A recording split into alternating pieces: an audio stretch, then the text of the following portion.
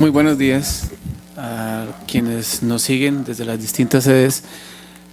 Muy buenos días también a los que nos siguen por medio de la página de Facebook y muy buenos días a todos los aquí presentes. Vamos a hacerlo bien rápido, incluyendo los saludos, en tanto que por tiempo nos queda una cantidad muy limitada para efectos de referirnos al tema. Muy agradecido con la comisión de haberme invitado de nuevo a participar de este tipo de charlas que nos van a colaborar demasiado con lo que es la aplicación del nuevo Código Procesal Civil. Y muy agradecido de estar acá en esta bonita ciudad de San Ramón, compartiendo lo que es este tema en específico de las audiencias orales. Complacido también por el público presente, que también se nota el interés por aprender respecto de estas cuestiones que son bastante necesarias. Entrando en el tema concreto que nos atañe el día de hoy, las audiencias orales en el nuevo Código Procesal Civil. Lo primero que quiero hacer mención es que por el tiempo no voy a poderlo tocar todo. Lo segundo que me interesa hacer mención es que es un tema muy complejo y muy novedoso, sobre todo para la gente de la jurisdicción civil. Nosotros, bueno, al menos desde mi experiencia, cuando entré a la universidad hace más de 15 años, nos tenían la idea de lo que veíamos en las películas. Estos sistemas orales que nos permitían abrir debates y hacer interrogatorios extensivos y donde había una aplicación prácticamente casi peliculesca de todo lo que se nos presentaba, que es un sistema muy similar al norteamericano. Cuando llega uno a aplicar el código que actualmente está en vigencia, que a partir de octubre será el antiguo, octubre de 2018, nos choca.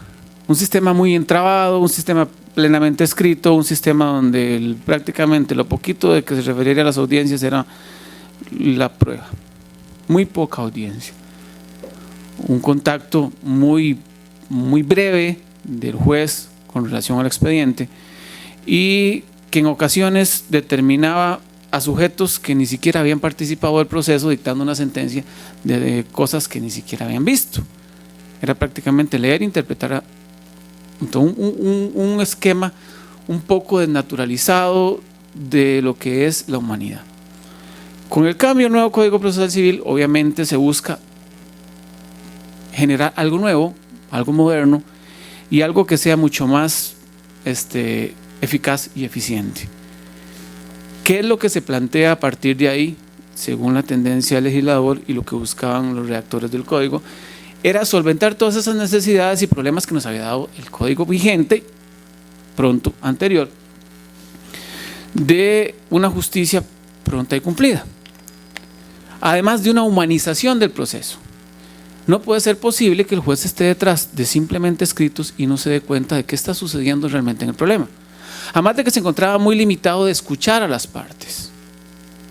Con la idea de las audiencias orales en el nuevo código, no solamente se va a escuchar a esas partes y todas sus necesidades, todo el problema que genera propiamente no estar teniendo en consideración lo que realmente sucede, sino de no poder ni siquiera analizar testigos, no poder analizar peritos, no poder estar asistiendo a los reconocimientos, escuchando de viva voz las situaciones de los abogados y propiamente no poder tener un sistema de comunicación fluido con relación a lo que sucede en el proceso. Ese cambio nos trae a varios esquemas. El principal, para mí, la humanización del proceso. El proceso se vuelve más humano. Contacto con las partes, contacto con los sujetos, contacto con la prueba. Y hay aplicación de ciertos principios que ahorita vamos a analizar que son mucho más activos. Nos vuelve de nuevo a generar un sistema de alta y suma importancia para resolver lo que a nuestra materia atañe. Los conflictos de orden civil, comercial y de otra naturaleza que a nosotros en competencia nos corresponde. Igualmente le da mayor valor al trabajo del litigante. A muchos de ustedes les podrá interesar en el futuro también, creo que un futuro muy cercano, a los que nos acompañan acá y a otros que nos pueden estar siguiendo en las redes. La idea de tener esa participación activa de los sujetos en el proceso. Ahora sí, el abogado tiene que trabajar más activamente en el ámbito de oralidad y prepararse más en el ámbito de la oralidad como lo veremos. Concepto, ¿qué es lo que busca esta audiencia judicial? Es una actividad jurisdiccional desarrollada ante los tribunales en la cual comparecen las partes, sus abogados y todos los sujetos que conforme a las actividades a desarrollar deban estar presentes. Ahí en la audiencia oral van a estar peritos, testigos, traductores y eventualmente todo aquello que se requiera para poder darle una solución al punto específico que se quiere analizar en la audiencia.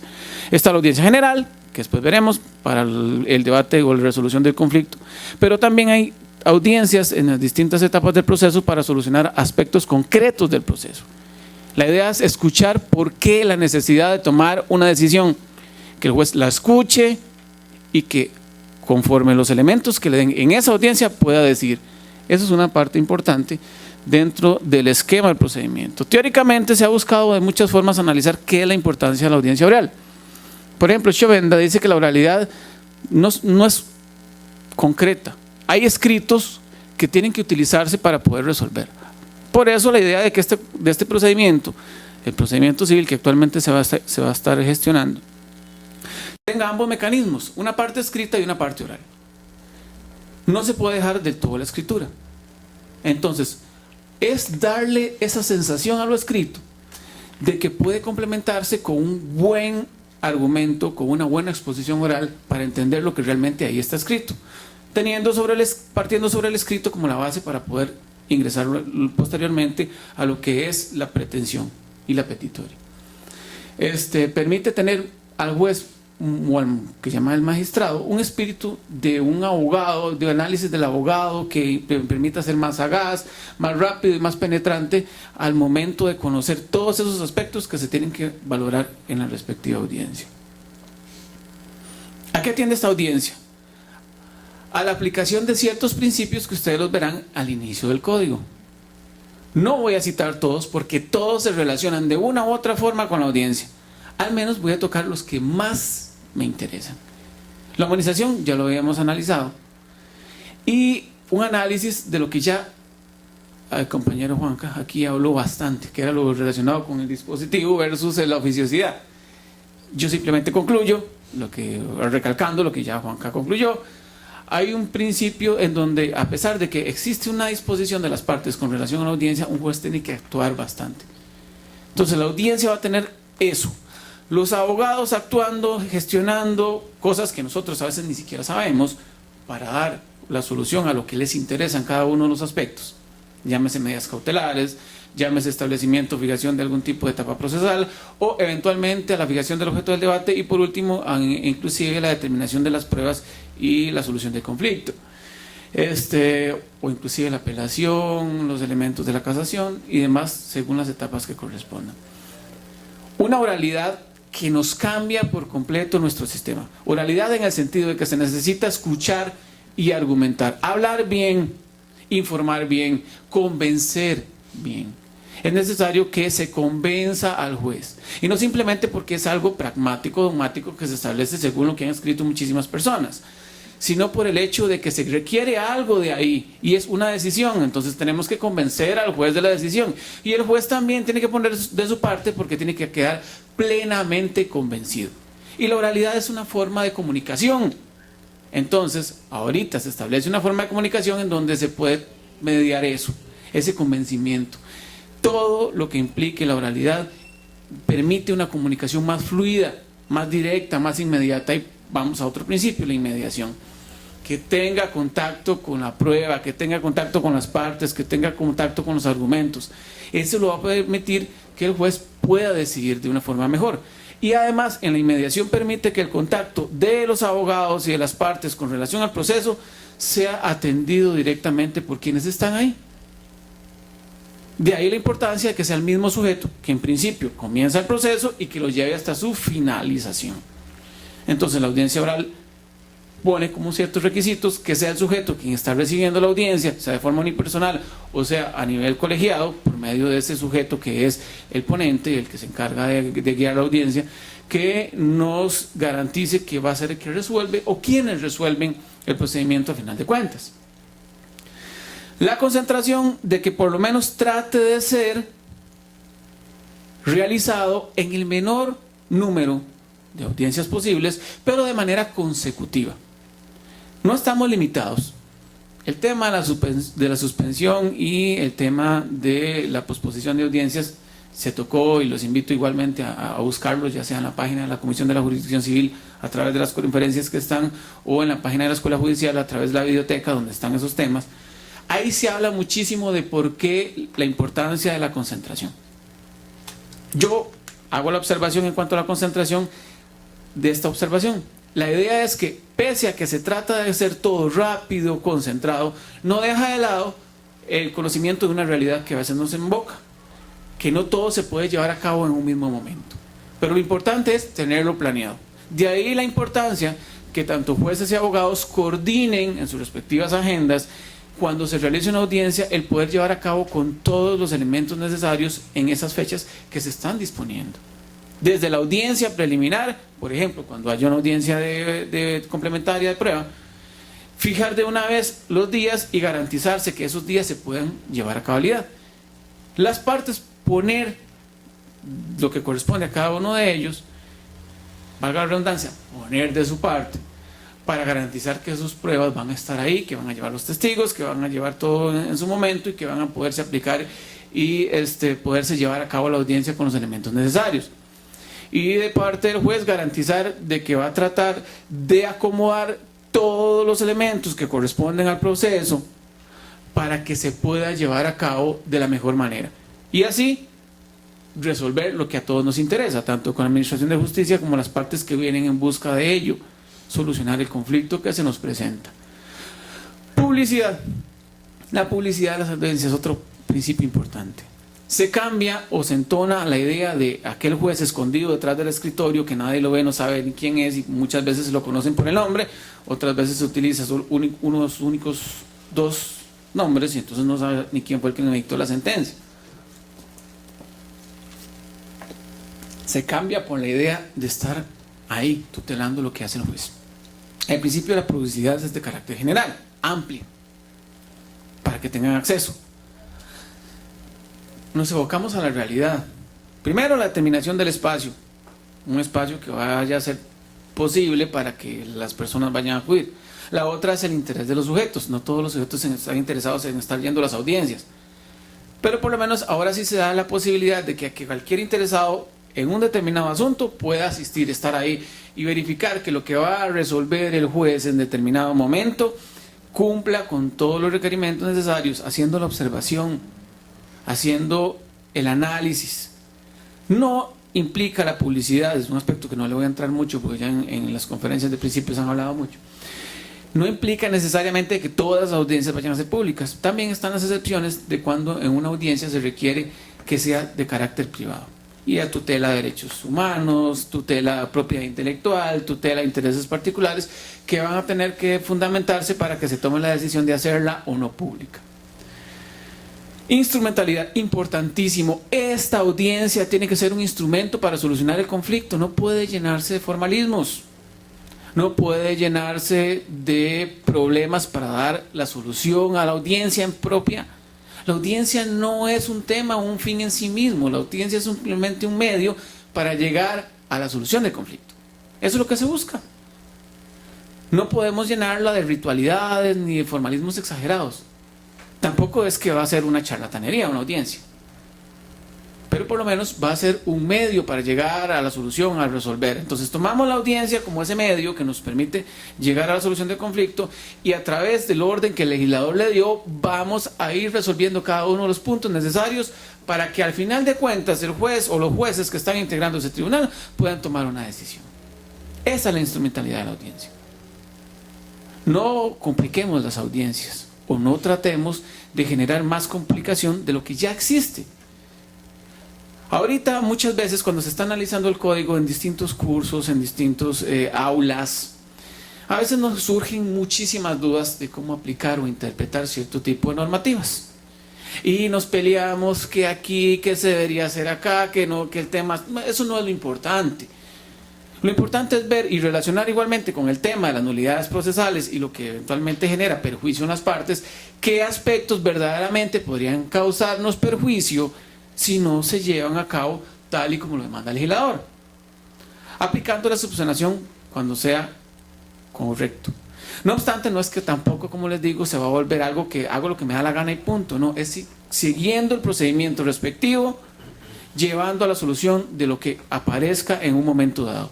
Entonces, la instrumentalidad, vuelvo a insistir, nos va a permitir que la audiencia se convierta en un instrumento para darle la solución al conflicto. Cualquier tipo de aspecto que se tenga que analizar en una audiencia, dependiendo del tipo de audiencia que se esté tratando. Contradicción y defensa respecto al debido proceso. Tiene que darse una contradicción. Habrán audiencias en donde eventualmente se analice si hay o no aspectos de contradicción muy fuertes, como los aspectos de carácter sucesorio. Pero sí, dentro del ámbito de este procedimiento hay una contradicción. Aquí hay un problema de mínimo 2 sujetos que se atienden como partes en el esquema procedimental. Si estuvieran de acuerdo, no estaríamos aquí.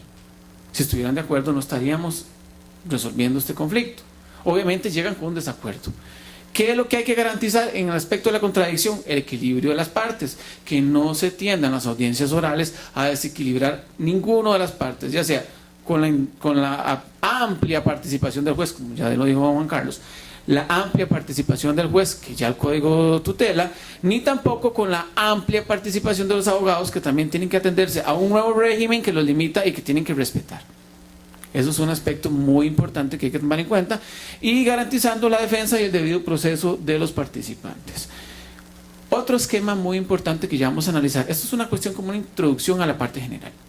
Ahora entramos a lo que es la utilidad de las audiencias. Hay muchísimos aspectos de utilidad de las audiencias, como por ejemplo, concentrar etapas y actividades procesales, permitir la inmediación, es decir, permitir que el juez pueda tener contacto con las partes y con los sujetos de prueba, dar la oportunidad a las partes de exponer sus alegaciones directamente, sanear el procedimiento cuando se corresponda, delimitar lo que es objeto del debate, favorecer la conciliación, muy importante, utilizarla como medio para resolver el conflicto, en donde las partes puedan quedar satisfechas cada uno, o por lo menos no tan mal, de lo que llevaban inicialmente al proceso. Decidir céleremente puntos relacionados en el proceso. No puede ser posible que una audiencia se convierta en un tema para retrasar el proceso. De ahí la importancia de lo que es la estructuración de los despachos. La estructuración es muy importante. ¿Por qué? Porque requiere tener debidamente determinado cuáles los recursos con que cuenta, o cuáles son los recursos con que cuenta para solucionar cada uno de los aspectos que en las audiencias merecen. Ejemplo, no podemos llenar las agendas si no tenemos espacio físico. No podemos estar señalando cada cosa que se presente si sabemos que tenemos una limitación de espacio. Después llenamos la agenda con un montón de audiencias para incidentes y no tenemos agenda para poder resolver los asuntos que corresponden a las audiencias de fondo. Hay que ser medidos, acomedidos y pensar a futuro. Entonces, cada despacho que empiece a trabajar con esto no puede correr a la ligera, empezar a señalar todo porque es muy bonito la novedad de la oralidad y demás, no. Lo que sea necesario. Y aquello que no requiera señalamiento, analizar qué podría resolverse, a pesar de que el principio de oralidad lo argumenta, que podría resolverse sin necesidad.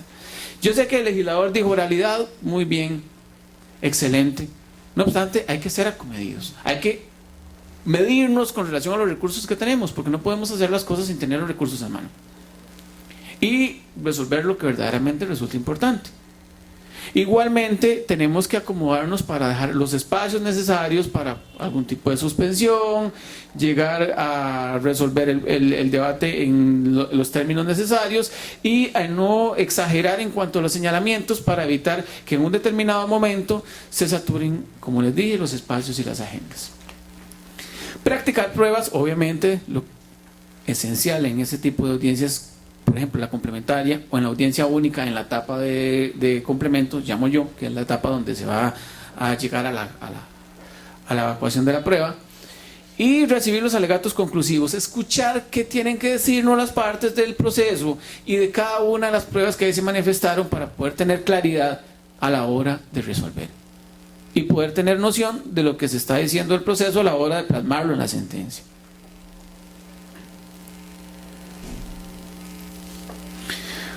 Ámbito de aplicación, aspectos en donde se tiene que aplicar la audiencia o la oralidad.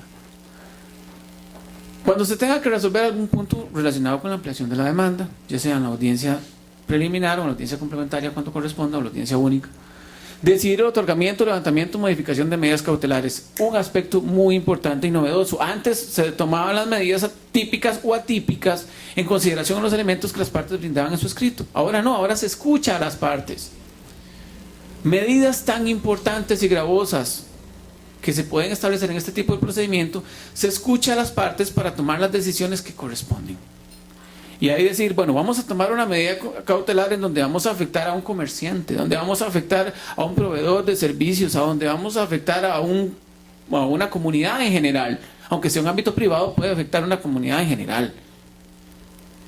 Escuchemos lo que tienen que decirnos las partes y, en virtud de ese principio de oficiosidad que le queda ahorita al juez, pueda tomar la decisión de acoger la medida tal y como lo presenta la parte, o si no, adecuarla dependiendo de lo que se resuelva de la audiencia o lo que se saque de esa audiencia a medidas.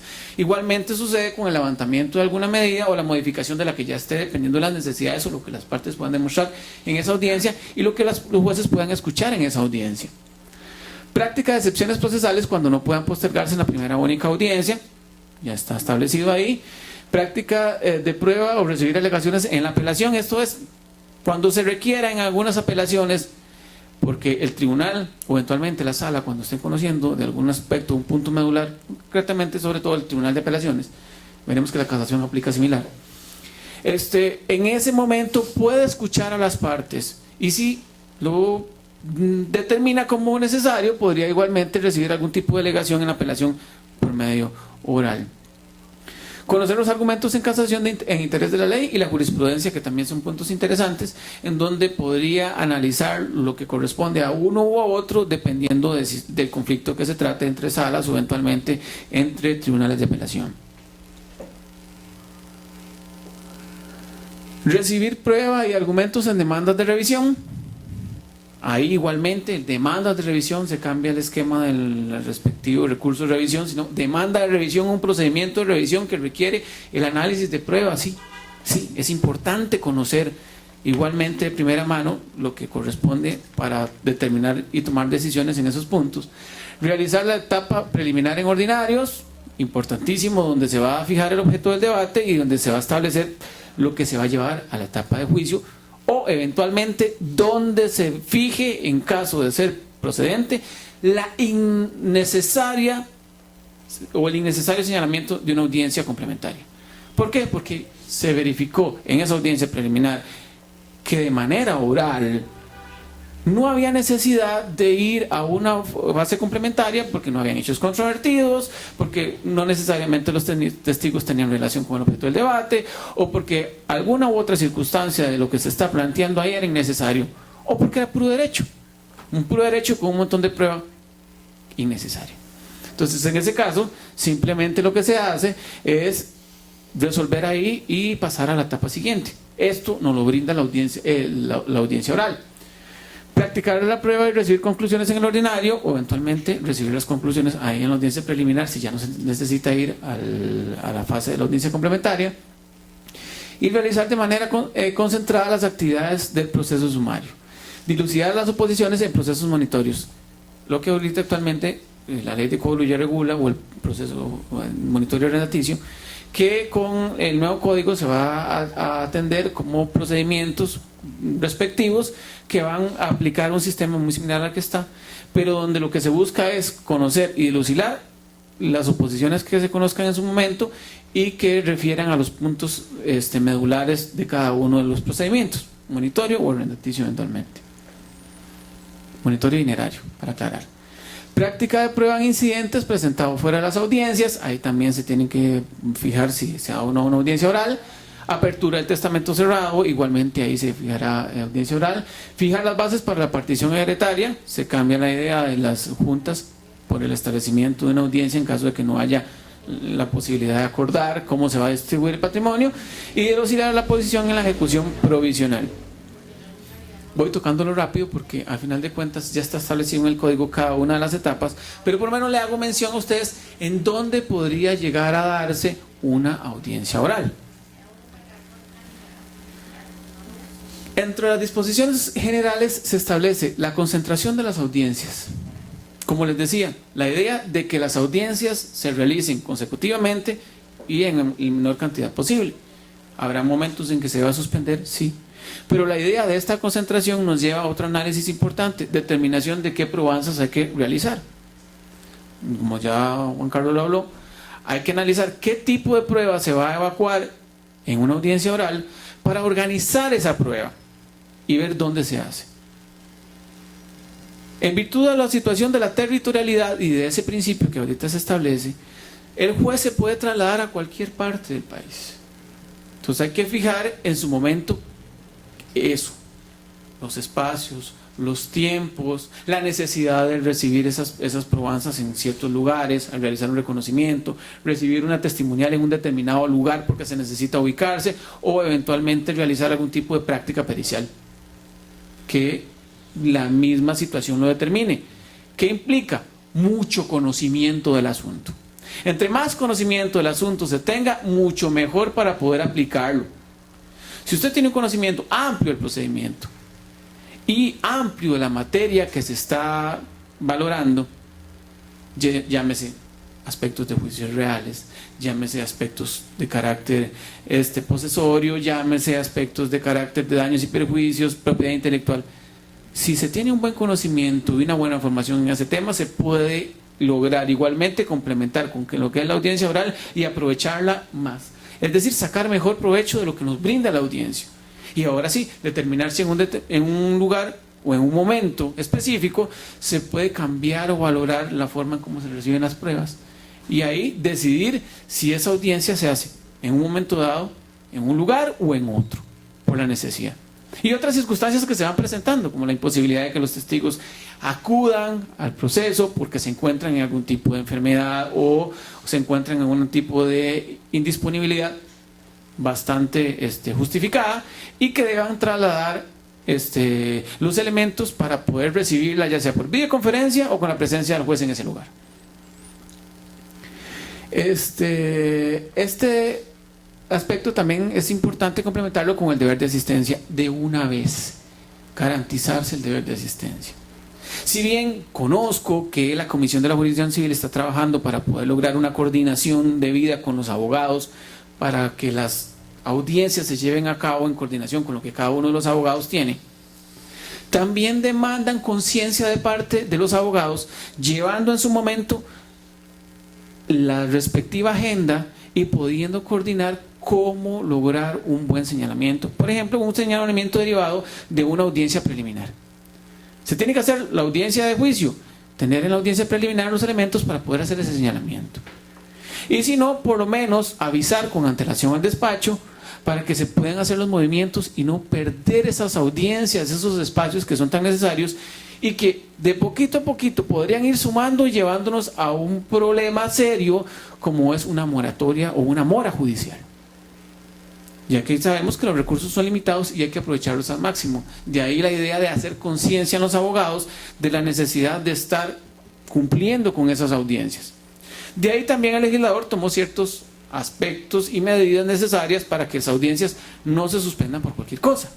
Como les dije, la cuestión de la suspensión de las audiencias ya se vio mucho, pero me interesa resaltar esto. ¿Qué pasa ante la inasistencia de la parte actora a la audiencia preliminar o única? La sanción, por ejemplo, del desistimiento tácito de la demanda. ¿Qué sucede cuando la inasistencia de la parte demandada a la audiencia preliminar o audiencia única, omisión o práctica de su prueba o dictado inmediato de la sentencia? Claro está, con las observaciones necesarias de que hay circunstancias especiales como interés público o cuando haya circunstancias que determinen en el juez la necesidad de recibir esa prueba que ofreció la parte actora, por ejemplo, o que eventualmente impliquen la necesidad de buscar la justificación en el caso de querer demostrar una presunta estafa procesal o una presunta gestión que busque dañar los intereses de terceros. Y ahí lo importante de tomar en cuenta que no es automático, sino que requiere de cierto análisis. No es, no vino, va. No vino, analicemos a ver qué tiene que resolverse. que tiene que salir de acá y los efectos que podría producir.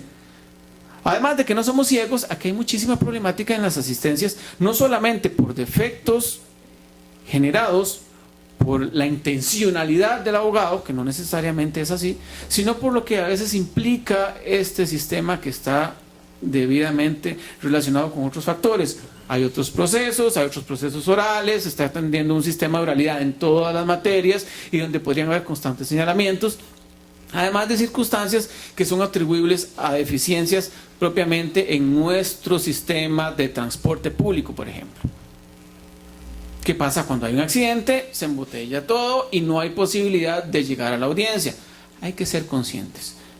Entonces hay que darnos un tiempo para poder analizar y poder verificar si hay circunstancias especiales que, aunque no nos han dicho, podrían haberse dado y que después podrían implicar la posibilidad de tener que reponer una audiencia después de haber recibido algún tipo de prueba o después de haber dictado una sentencia. Inasistencia a las partes a la audiencia de prueba de ordinario, se prescinde la prueba del inasistente o ambos, salvo que se requiera practicar por alguna necesidad específica. Asuntos de suma importancia y que igualmente el código lo señala. Inasistencia a los jueces, programación de nueva audiencia en un máximo de 10 días. La idea es que no suceda, tener un cierto sentido común en eso y evitar generar pruebas. Ahora bien, si definitivamente no puede asistir, bueno, habrá la posibilidad de analizar si eso admite o no sustitución del juez y llevarla a cabo ahí mismo, o si ya definitivamente por ciertas circunstancias especiales tiene que señalarse, hacerlo, tratando de respetar los plazos, obviamente tomando en consideración los recursos que se manejan. Dirección de la audiencia. Ahorita Juan Carlos ha hablado muchísimo de eso, que el juez le corresponde la dirección de la audiencia y tomar en consideración todos los aspectos necesarios para que se pueda llevar a cabo. Ahí hay temas en debate y muchos que darían para 5 horas en cada uno de los temas. No se puede, pero por lo menos dejar la idea ahí de que hay circunstancias especiales. En la sección de prueba hay muchísimas cosas y me interesa reseñar algunas poquitas que hay que tomar en cuenta para que las vayan analizando. No se pueden desarrollar todas, obviamente, por la cuestión de tiempo, pero dejar aspectos muy importantes. Como por ejemplo, en lo que llama el deber de cooperación, a la idea de que las partes cooperen, lleven sus testigos al día de la audiencia, cooperen con la información necesaria para poder citarlos o traerlos en caso de que sea necesario. Al deber de declarar, a enseñar a los distintos partícipes del proceso de su deber de llegar a él para evitar algún tipo de atraso. A lo que corresponde propiamente a la orden en la práctica de la prueba. Es un orden muy interesante que establece el legislador, pero que le da flexibilidad para variarlo en concordancia con el conocimiento del asunto. La forma del interrogatorio, y ni me meto con esto mucho porque es demasiado complejo, pero por lo menos, sí les dejo la idea, es necesario tomar en cuenta lo que ya el legislador establece. Tenemos un problema en la formación, tal vez los muchachos de universidad que están acá ya estén más empapados del tema y tengan mucho más idea de lo que es cómo hacer un interrogatorio, la práctica, la argumentación jurídica, la alimentación de cada una de las tesis que se traen a un tipo de este proceso, pero somos conscientes de que los civilistas no tenemos tanta práctica con eso. Entonces hay que acomodarnos en esas circunstancias, capacitarnos más.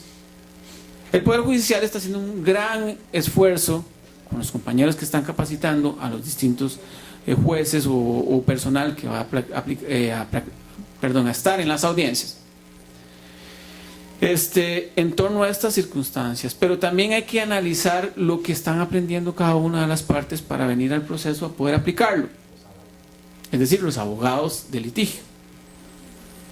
Es necesario capacitarse y el juez está en este momento también en el deber de aplicar el procedimiento.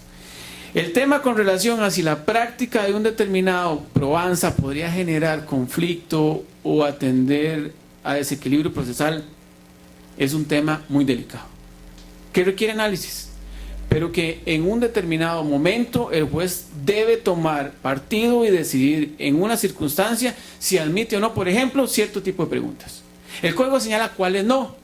Entonces tienen que saber, por ejemplo, qué preguntas admite con relación a lo que establece el código. Sugestivas, capciosas, esos problemas que se generan, pero ser conscientes igualmente de que la parte tiene que estar ahí atenta a defender su posición y a su estrategia, a su caso que lleva para poder generar dentro del juez la decisión o por lo menos el convencimiento de un determinado punto. Es importante que hagan las preguntas que se denominan claras y precisas, de que no se refieran más de un hecho, no enredarnos, hacerlo sencillito, llevarlo con calma, para que de una u otra forma se pueda ir resolviendo cada uno de los aspectos. El juez tiene mucho poder. Es un código que le da poder al juez. Obviamente no tiene que ser un poder arbitrario, pero sí un poder que permita llegar a la solución del conflicto. Entonces también evitar todas aquellas situaciones en donde la defensa más bien genera un problema de fluidez. No se puede cortar la fluidez del procedimiento. Y si somos creyentes de que la fluidez es muy importante para poder resolver un asunto determinado. No es oponerse por oponerse. Pero si un abogado va bien preparado con su teoría del caso, si un abogado sabe cuáles son sus testigos y qué es lo que busca, de antemano va preparado y el juez va a tener también la posibilidad de tener un procedimiento más fluido, porque no hay necesidad de estarlo deteniendo por cada uno de los aspectos que estábamos hablando. Con respecto a la declaración de parte, igualmente en la oralidad, atendiendo a las circunstancias, es un esquema que elimina la confesional, ahorita entendida como la que si yo quiero mentir, miento, y deja la general de analizar declaraciones relacionadas con hechos o con mismos aspectos que podrían ser contrarios a los intereses de quien declara. Es una cuestión de valoración, una importancia que se va a generar a la hora de valorar. Eso es sumamente importante. Por eso es que se deja a la valoración muchísimas cosas. En cuanto a los efectos de la declaración, por ejemplo, que es otro aspecto que toca el 42.2 del código. La declaración de parte, ya analizábamos ahí con algunos de los compañeros antes de iniciar este asunto, de si eventualmente la declaración de parte le permitiría a un sujeto en un determinado momento ofrecerse o que la parte, el mismo abogado lo ofrezca para la declaración. Bueno, hay que analizarlo. Es técnica del abogado. No hay una prohibición expresa que declare. Y hay una gran cantidad de jueces y participantes de todos estos debates o de participantes de todas las charlas o de los cursos que consideran que no hay problema en que se haga una declaración de parte de quien se ofrece, digamos, de la misma parte que se ofrece, para referirse a ciertos temas. Es un punto que tiene su controversia, pero que dentro del esquema no existe una prohibición extrema como para generar desconfianza en torno a la aplicación del instituto. Otros puntos importantes, lo relacionado con la declaración de testigos, la declaración de peritos, eso es un tema que corresponde a la prueba, que ya también igualmente ya se realizaron charlas en torno a eso, pero que habla, o quiero resaltar, la idea de que siempre se mida bien qué hacer. Por ejemplo, llevar todas las pruebas a la audiencia, eso genera que la audiencia sea fluida. Generar conciencia en cómo se pregunta, qué se pregunta y los conocimientos de cada uno de los sujetos con relación a lo que se quiere probar en el proceso. Pues bien, eso es técnica y debería estar debidamente demostrado. Y técnica no solamente los abogados, técnica del juez, que tiene que asegurarse de que en un momento dado todo eso se cumple. Lo de la prueba pericial, cómo se practica, si hay necesidad de practicarla en un lugar determinado o si se realiza ahí en la audiencia. Eso es muy importante. Lo que sucede con lo que se obtenga de esa prueba y si eventualmente tendría que tenerse dictámenes o informes especiales de algún tipo de autoridad. Cómo aplicarlos o cómo practicarlos. Además de integrarlos con toda la restante prueba que está ahí y la difícil integración de la prueba documental, que es necesario que se aprenda cómo integrar esa prueba para poder utilizarla dentro del procedimiento oral. porque es mucho documento, es mucho escrito, pero requiere que se plasme oralmente para que el juez pueda resolver. La documentación de la audiencia, importantísimo. Ahorita la tecnología nos lleva a un momento quizá adecuado para poder aplicarla. No quiere decir que en un momento atrás no se pudiera hacer. Ya desde el 2003, 2004 para acá ya había muchísima tecnología. Pero actualmente la tecnología nos permite tener mucha calidad y mucha certeza de lo que se esté documentando en audiencia. Tenemos muchísimo equipo especial e inclusive tenemos la posibilidad de utilizar equipo tan sofisticado y tan pequeño como un celular, siempre y cuando se garantice la calidad del audio, la calidad del sonido y la legitimación de cada uno de los aspectos que están ahí en las audiencias, ya sea que se lleven a cabo en un lugar determinado, que tenga que trasladarse a otro lugar y recibirse, o que se tenga que practicar en otro sitio por ciertas circunstancias especiales. Garantizar que ese video y audio sean de calidad adecuada para poder después utilizarlo, ya sea como elemento para la sentencia, que es importantísimo, tanto como elemento por las partes para una eventual apelación, para una eventual casación.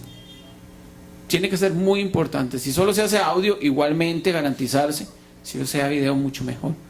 Y en el caso de que no se tenga audio y video, que no me imagino cuál será ese caso, porque ya con la tecnología que tenemos sería desastroso no tener audio y video en un lugar determinado. Pero si no se tiene, por lo menos ya se deja establecido dentro de ese esquema que esa situación del video y el audio se complementa con una exhaustiva acta escrita de todo lo que sucede en ese momento. Si no nos quedó más remedio, si no hubo celular, si no hubo cámara, si no hubo la posibilidad de... Entonces, la exhaustiva transcripción de lo que sucede en la audiencia por medio de acta. Esperemos que no se dé. Audiencia preliminar, actividades. Bueno, ahí está la cantidad enorme de actividades que tiene una audiencia preliminar. Informe a las partes del objeto del proceso, esto es parte del juez, y el orden en que se conocerán las cuestiones, si hay conciliación, si hay que dar ratificación, aclaración o ajuste de cada una de las proposiciones, o inclusive la subsanación en caso de que se requiera. Cuando haya criterio tribunal o sean oscuras, las distintas proposiciones que hacen las partes podrían solicitar la aclaración. Cuando con anterioridad lo hubiera sido omitido, esto es un aspecto importante, si lo pudo sanear antes de la audiencia, lo hace. Si no, queda esa audiencia preliminar para que oralmente esas audiencias le permitan hacer ese tipo de saneamiento. La contestación por el actor o el recomentor de las excepciones supuestas, el ofrecimiento y presentación de la contraprueba, que también tiene que hacerse ahí oralmente. Recepción, admisión y práctica de la prueba pertinente sobre alegaciones de actividad procesal defectuosa. Si estamos alegando que algo es defectuoso en el procedimiento, practicamos ahí oralmente lo que corresponde a esa prueba. Además de los vicios de procedimiento invocados en la audiencia y las excepciones procesales que deban resolverse ahí. Recordemos que las de fondo quedan para cuando se reciba la práctica de la prueba en la audiencia complementaria o para la etapa dentro de la audiencia única que está reservada para ello. Y importante también analizar lo que son la resolución de las alegaciones de actividad procesal defectuosa y excepciones procesales de saneamiento. Eso todo, imagínense, es oral.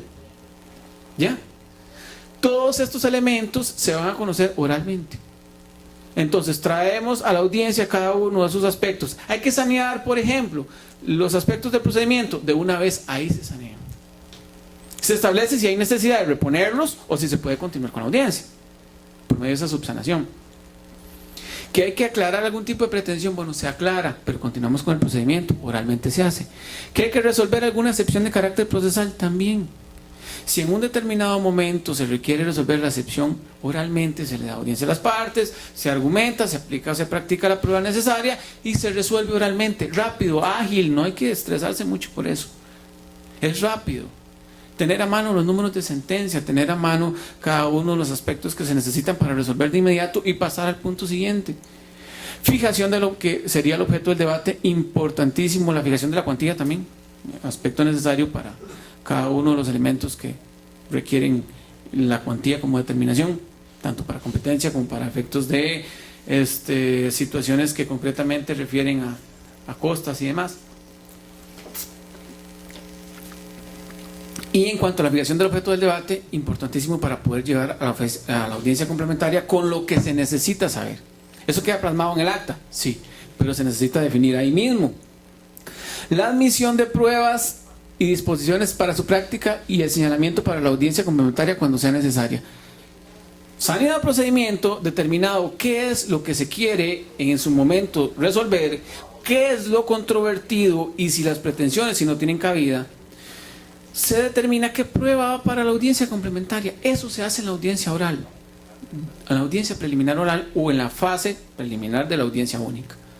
Entonces, luego se remite propiamente el conocimiento de la audiencia de fondo de lo que esos temas corresponden y de ahí se resuelve. La resolución sobre suspensión, cancelación o modificación de medidas cautelares cuando exista solicitud pendiente y deba conocerse ahí en la audiencia preliminar. En la audiencia complementaria, ya es más rápido porque ya hablé de cuestiones de la prueba hace un ratito, se conoce la práctica de la prueba en los términos que hace un rato les indiqué. Ya sea como lo fijó el legislador, que deberían ser los temas en un momento dado que deben conocerse, ya sea según el orden que estableció el legislador, reconocimiento judicial, pericial, qué testigos, perito y demás. O variarlo dependiendo de la necesidad que nos determine ese proceso. Dependiendo de lo que nos diga ese proceso, podemos variarlo. Con el conocimiento claro de lo que el proceso corresponde.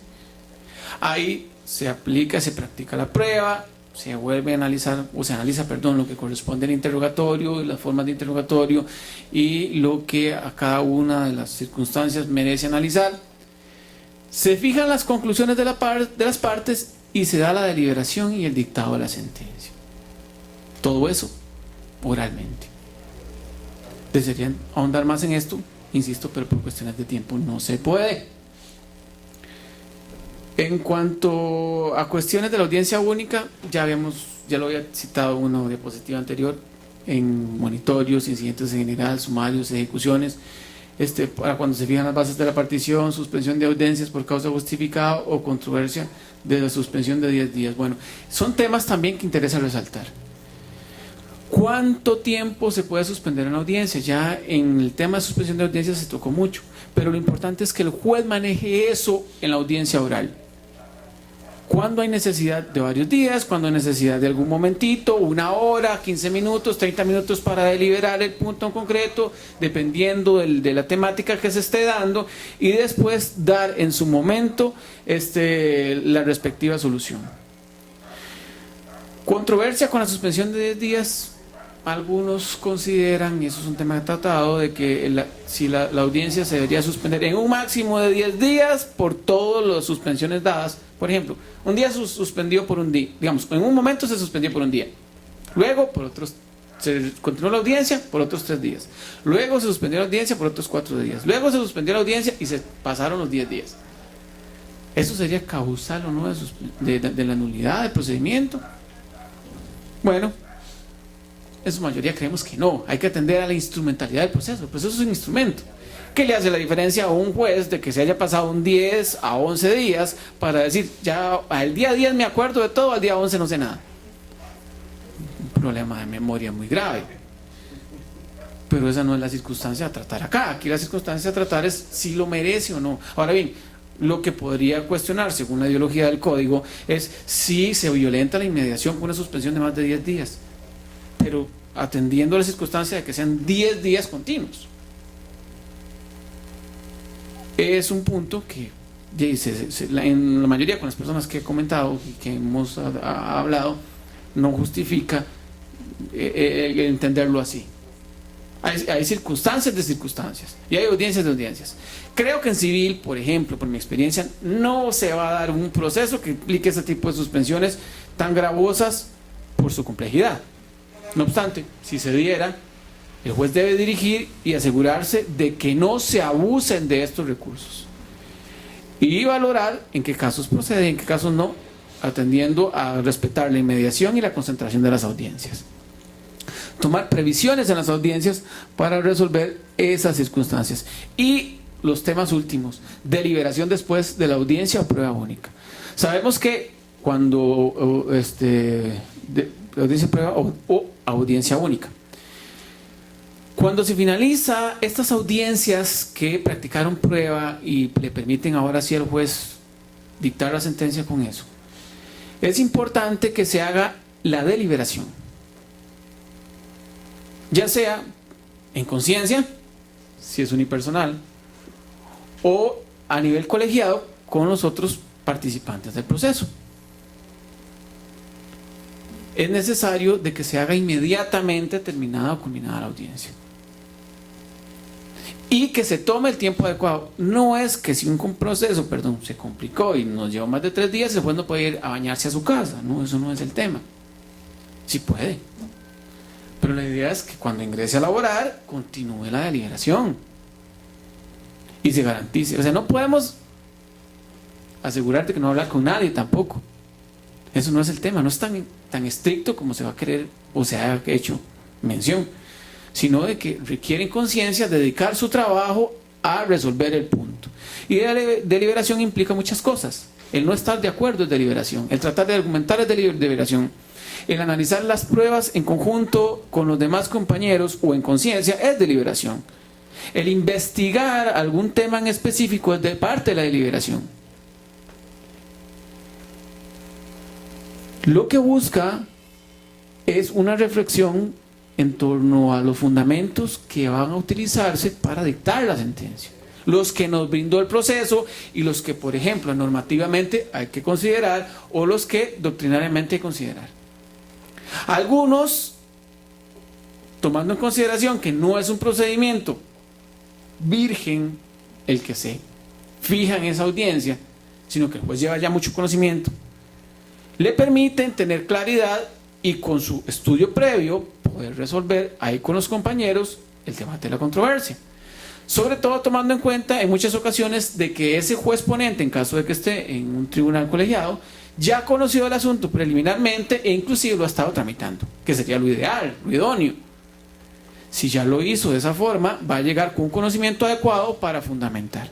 Y los compañeros en ese caso tienen que entenderle, porque no es solamente lo que está en su cabecita, sino lo que pueda plasmar con los compañeros en su momento para poder resolver el asunto. Dejando en claro que todos tienen que tener conocimiento, pero que hay alguno que podría dominar más por el conocimiento que podría tener del proceso. Y de ahí lo importante de que las deliberaciones se hagan en conciencia, se hagan fundamentando lo que corresponde para que después, si estoy de acuerdo o no estoy de acuerdo, permita aplicar los procedimientos que me permite el código para, en un dado caso, resolver con voto de mayoría o eventualmente apartarme en algunos puntos o en la totalidad de ellos a la hora de dictar la sentencia. Es decir, cuando exista, por ejemplo, alguna especie de discordia.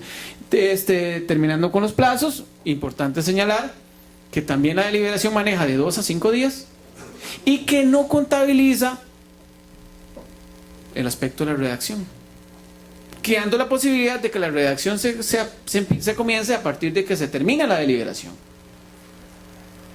para no creer el engaño de que tiene que dictarse 15 días inmediatamente, ¿no? Sino la deliberación y después la redacción. ¿Cómo documentar la deliberación y cuándo terminó? Es un aspecto muy importante. ¿Terminé hoy o terminé dentro de 4 días? Bueno, es un aspecto que hay que tomar con lo que nos brinda el código y poderlo analizar para que quede documentado. Y después dictar la sentencia dentro de los plazos que se fijan en la ley. ¿Es secreta esa deliberación? En los términos en que ya les he indicado, por lo menos cuando están unidos ahí deliberando o cuando están en conciencia deliberando. Obviamente en conciencia es más fácil determinar un secreto.